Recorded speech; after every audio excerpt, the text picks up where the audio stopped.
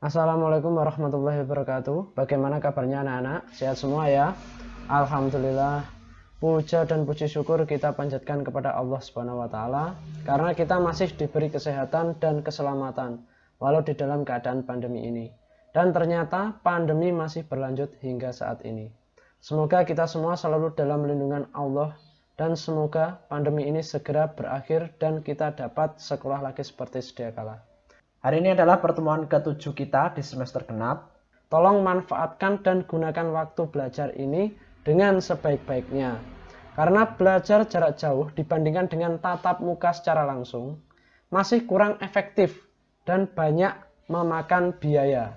Maka dari itu, gunakanlah sebaik-baiknya. Terus manfaatkan kuota kalian dengan bijak. Sebelum pelajaran dimulai, marilah berdoa dahulu agar pelajaran hari ini menjadi berkah dan bermanfaat. Berdoa, mulai. A'udzu billahi minasyaitonir rajim. Bismillahirrahmanirrahim. Asyhadu an la ilaha illallah. وأشهد أن محمدا عبده ورسوله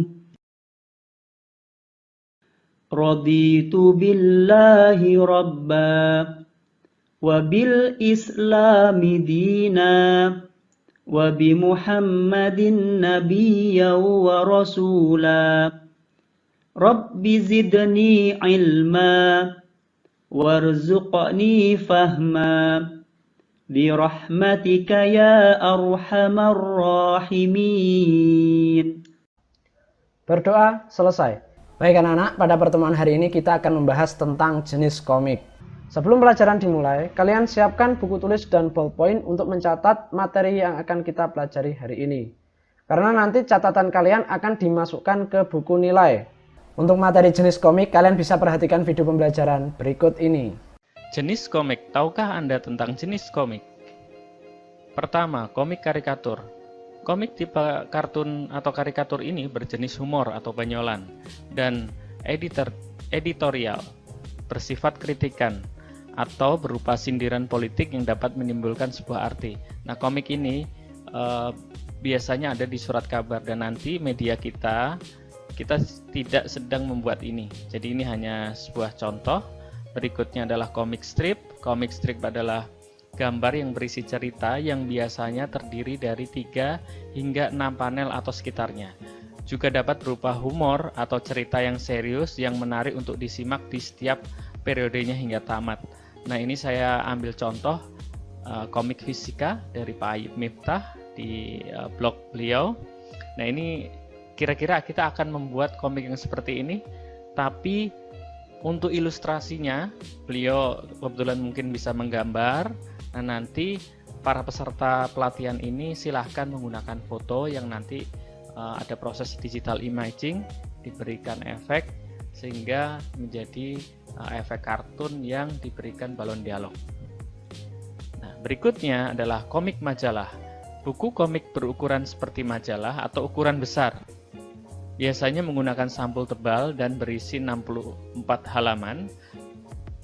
Contohnya komik matematika, keluaran Bimbel, komik-komik biasanya komik DC dan komik Marvel. Elemen dalam komik saya ambil referensi materi dari Mas Indria Marsi. Berikutnya yang pertama adalah panel komik. Panel adalah kotak yang membingkai ilustrasi gambar dan teks sehingga membentuk sebuah alur cerita komik. Sebelah kanan ada contoh gambar layout komik, di situ berisi banyak panel, dan di Indonesia cara membaca komik dari kiri ke kanan dan seterusnya. Mungkin di negara lain seperti Jepang atau Arab Saudi mungkin berbeda cara membacanya.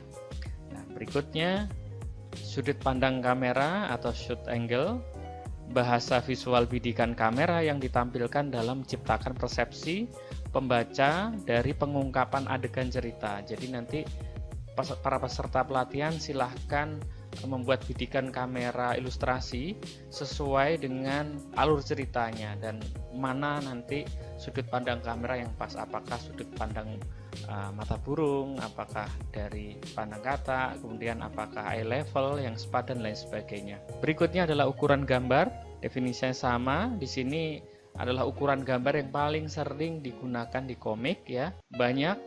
Yang pertama adalah extra long shot, kemudian medium close up, long shot, close up, medium long shot, big close up, medium shot, dan extra close up, seperti itu. Jadi ini sesuai pemakaian dan sesuai peruntukan ekspresi daripada tokoh-tokoh yang ada dalam komik. Berikutnya adalah parit komik. Parit adalah batas ilustrasi atau ruang untuk mengimajinasi sebuah adegan cerita komik. Di sini Anda bisa lihat bahwa dalam setiap panel kotak ini dibingkai dengan panel dan ada selanya itu paritnya, dan itu membatasi ruang imajinasi antara satu ilustrasi dengan ilustrasi berikutnya, karena setiap pembaca komik itu memiliki cara baca yang berbeda-beda melalui imajinasinya. Ada yang cuma membaca dialog, ada yang sampai membayangkan bahwa di situ bergerak karakternya, kemudian ada efek suaranya dan menjiwai apa yang ada di dalam situ. Sehingga ini adalah satu ruang yang itu untuk mengimajinasi sebuah adegan cerita komik. Berikutnya yang tidak kalah penting di sini adalah balon kata atau banyak disebut dengan balon dialog.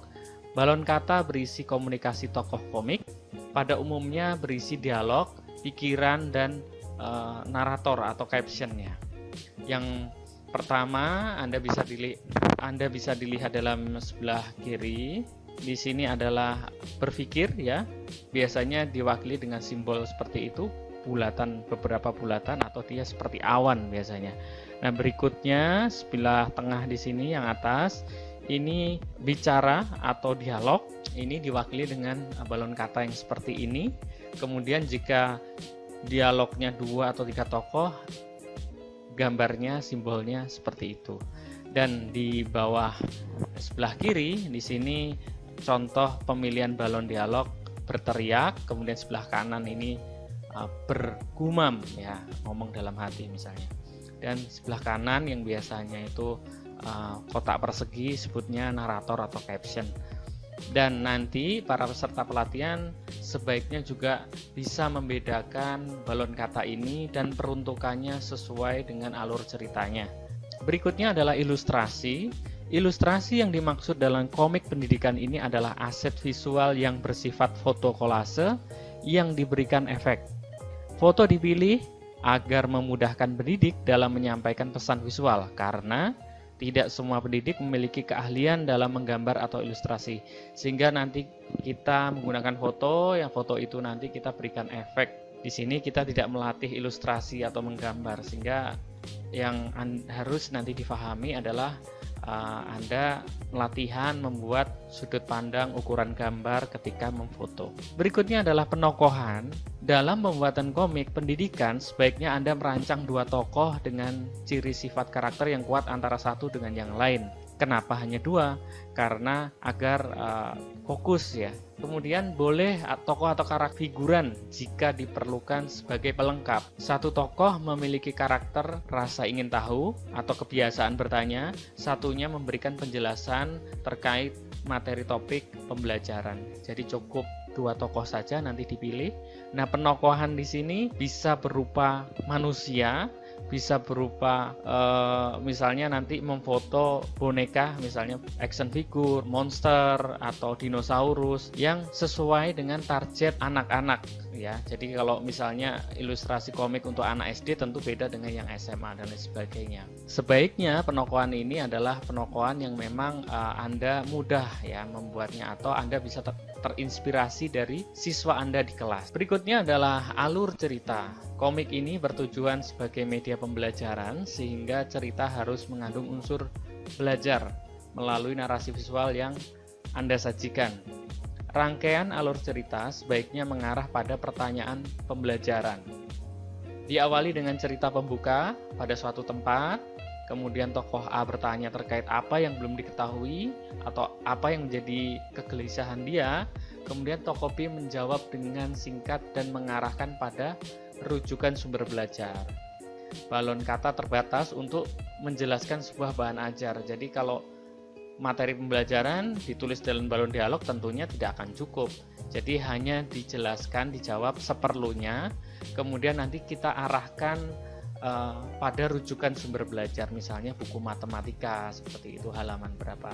Nah, di sini dijelaskan di slide di poin berikutnya terdapat dialog tokoh B yang mengarahkan tokoh A untuk membaca materi.